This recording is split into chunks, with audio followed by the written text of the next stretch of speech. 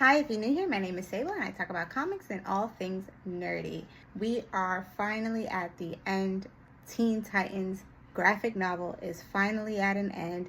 And I have to say, it's bittersweet to me because I've been following this series for years. I've bought every single book the day that it drops. This is no different. I'm sad to see it go. They are going to continue working together. They are coming out with a new series, I think, for Young Justice, which should be great, but this is where it all started, and this is where our story ends. I really did enjoy it. There were some amazing spots, some weak points, but all in all, I think that they did a really great job with this telling. A lot of people are probably not going to be too thrilled at how different it is from the comics that we know, but I think that's what they were going for. This is a young adult novel, and it feels perfect for younger readers and readers like myself who are familiar with the Titans but just want to see something different. I really did enjoy this installment. I think it's one of the best out of the series, and if you haven't checked it out, you might as well now. You can read the whole thing. So without further ado, we're going to go and jump right into Titans together. So this issue picks up immediately after the Starfire book, and the team is trying to figure out how they're going to attack the Hive. They've been playing defense the entire time, but now they feel like they need to take the fight to the Hive and to Slade himself. Corey's sister Kira is actually working with the Hive, but she doesn't really know what it is that they're up to. She doesn't know how devious their plans really are. The Titans also discover that Trigon is out and loose, and he's actually killing civilians as a way to try and lure Raven out. He wants to get to her to use her powers, but because she's in hiding, he is killing as many people as he can to try and get her to engage with him. Now, Dick, who has kind of been made the leader unofficially, his solution is to get in contact with Bruce, who has a lot of resources and tech to help them out. But Damian is completely against this idea. He never wants to work with Bruce, and he's not too fond of Dick and his leadership anyway. Dick decides to bring the entire group to one of Bruce's hideouts, which essentially is Titan's Tower. They decide to take a day to themselves just to decompress because they've been on the run for quite a while and they know they have a big battle ahead of them. So they decide to take one day off to just relax before they have to run into battle. Raven is not too fond of this plan because, once again, the longer she stays in hiding, the more people Trigon is hurting, but they convince her that take one day to just decompress and then we'll make sure that we go and get him. Now, Corey and Dick do take this day off to go on an official date, which is really, really cute. They have, I think it's their first kiss.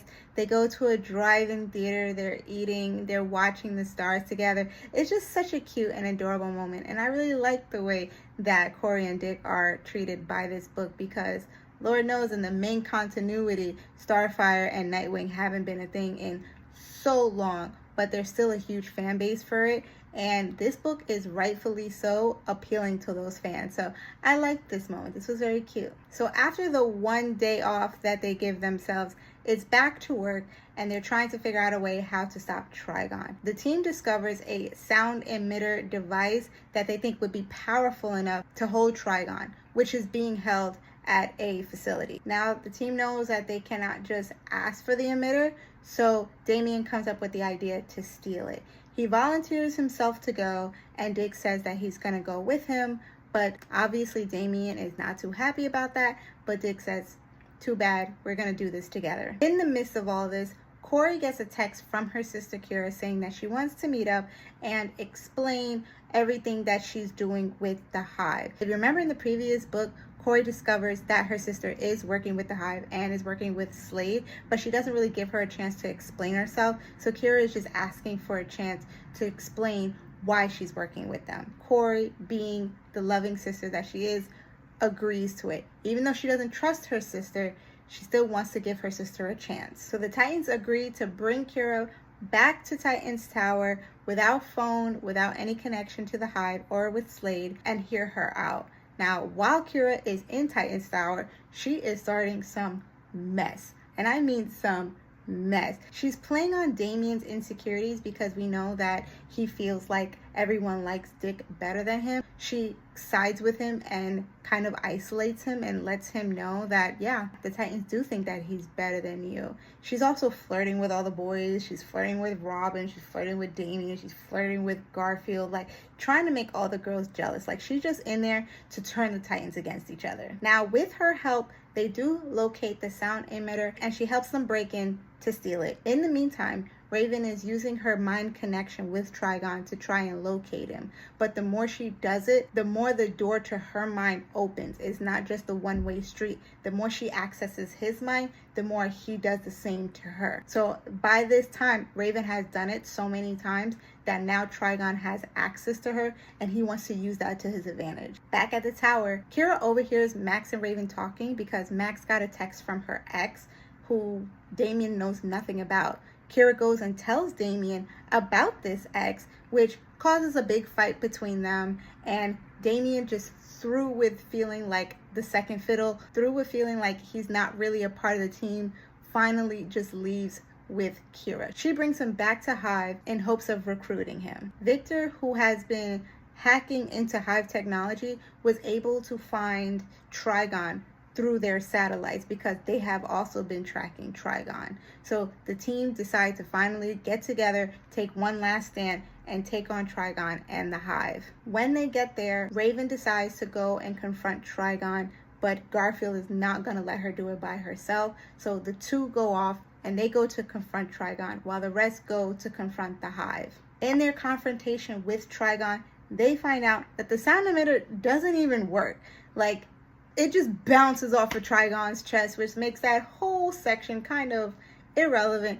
But Raven decides that she's going to fight him with her own power, using her own strength. Now, back at the Hive headquarters, they're surrounded by the guards, which Max decides that she's going to take them on by herself. Now, if you remember, she has the power to basically use dead spirits, use the power of the dead spirits. I don't know what that really means, but she's able to raise ghosts and command them. However, her power right now is not working because her powers are connected to emotion. And after her fight with Damian, she realizes that she loves him, but she can't admit that to him because she doesn't want to get hurt. She doesn't want to open herself up. And the fact that Damian left to go to the Hive just reinforces her idea that she cannot open up to him. But it's causing her powers to be repressed. So she can't use her abilities to the full extent until she's finally open and expresses her emotions, expresses her love for Damian, which she does. She expresses her emotions finally and is able to use the full extent of her abilities. Back at the fight with Trigon, Raven decides to use her own powers to fight against him, which is pretty successful. She's able to trap him back into the gemstone. However, she is corrupted in the process, becoming Dark Raven. Garfield comes and he tries to snap her out of it, but she's just overcome by the darkness. She's trying to get her and Garfield to leave together, which of course he refuses. And she says, fine, if you don't want to be with me, if you want to be with your Raven, you can be with her forever. And she traps Garfield in her mind, or in Good Raven's mind. Garfield is transported into Raven's mind and he fully becomes green. Like the Beast Boy that we know and love, he's now full in his green glory, which I like the way they did that. I thought that was creative how they were able to fit that into the story. So Garfield finds Raven, who is trapped in her own mind. So they're both stuck there until she can battle her way out. But she's being tormented by her past with Trigon. She sees that Trigon has been following her entire life, all leading up to the moment that he wants to use her and destroy her to get her power. And she believes that she'll never be free from him. So she's just trapped in that mind state. Garfield, of course, pleads with Raven to fight against the voice. He says that he loves her, he professes his feelings for her, and he says that he's not gonna leave her until she's able to conquer this, until she's able to get through this. He says that she's nothing like her father and tries to remind her of who she really is, a caring and loving person. And he says that he will keep talking to her, he will keep expressing his love to her until she's able to break free, which she does. She professes her love back to Garfield, and the illusion, the torture, it all stops. Raven professes her love for Garfield, and they're able to escape. Back at the Hive again, Max and Damian are reunited, and he finally decides to side with Max because he no longer trusts Kira, and he thinks that the Hive have been lying to him, which they were. Corey and Kira finally have their confrontation, and they fight basically over their childhood traumas, and the misunderstandings that they have between them come out. While they're fighting, the Hive bring out their secret weapon in hopes of killing Corey. Kira, seeing that they're going to actually kill her sister, she springs in to fight against the weapon with her. Meanwhile, in all the fighting, Slade attacks Dick and Damian, and let me tell you, they put the beat down on brother. Like, that was good. That was a good fight scene. I have to give props to that fight scene. They put the smack down on Slade, and I love to see it. Corey and Kira are able to use their power to destroy the weapon. However, Slade and Lynch get away. Damian had the opportunity to chase after Slade, but he instead decides to stay and help his brother. So even though the bad guys kind of got away, the Titans are victorious in that they destroyed the facility and they basically uncovered all of Hyde's dirty secrets. Back at the tower, the Titans are separately discussing their future. Garfield and Raven decide that they're going to stay together, of course, and they're going to go to college together. Dick and Corey decide to continue their relationship, but because Dick lives on the East Coast, they're going to try the long distance thing.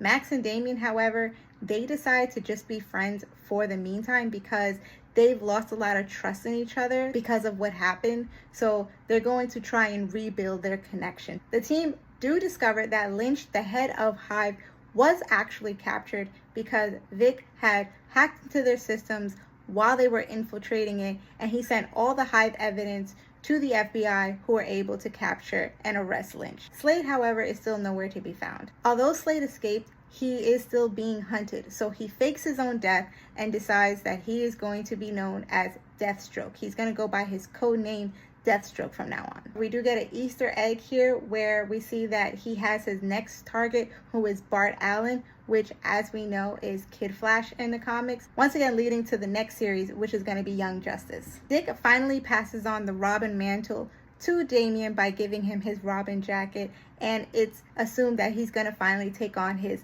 Nightwing mantle. The Titans have one big celebration all together before they have to eventually depart, but they do say that this will not be the last time. And that's it.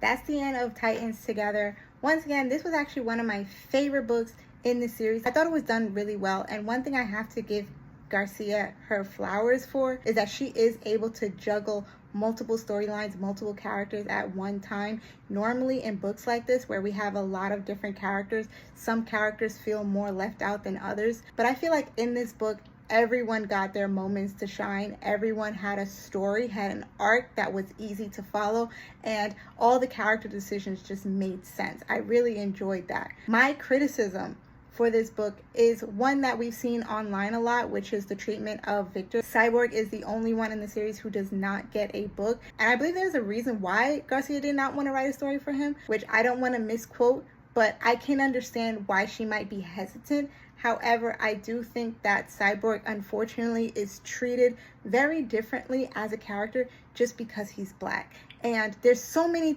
ways I can talk about that. That's a video in and of itself.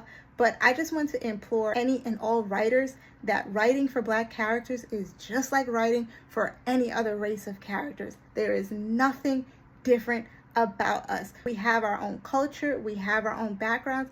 That is fine. But at the end of the day, we are still human. If you can write for a white male character, you can try and write for a Black male character. I'm not saying that this is the reason Garcia did not write his book, but that's the vibe it was giving me. Leaving him out just felt more tone deaf than if you had tried to write for him. You get what I'm saying? Sometimes when you try to be too respectful, you actually become the thing that you don't want to be, which is exclusive to characters like Cyborg, who most definitely could carry his own book. My second criticism is something I noticed in Garcia's writing is that she tries to be very correct in the way she talks about certain topics to the point where it feels unnatural. So there's a couple of times where Corey calls Kira ableist because Kira doesn't understand her EDS, which I get it. Corey has EDS, it's a part of her character, but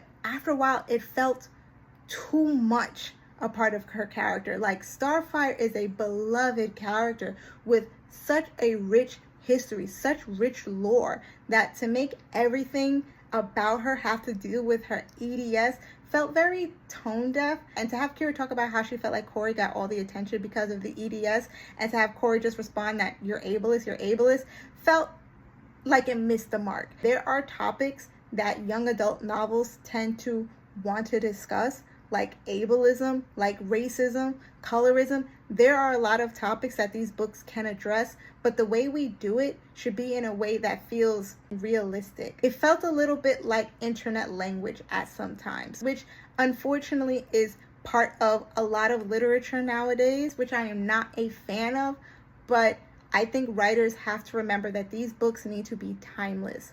And if you want to confront things like ableism, racism, etc., make it so that it feels timeless. Some of the dialogue feels like it's going to feel very dated in 5 to 10 years. And Teen Titans should never feel dated. It can be relevant for years and years and years to come.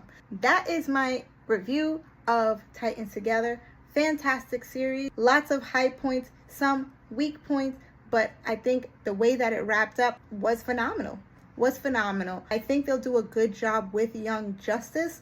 I'm not sure what that's going to look like, if we're going to do the same thing where we keep giving characters different books until they come to their final fruition series. I don't know, but I think this was a great experiment that DC did, and I think it paid off very, very well. But let me know what you think.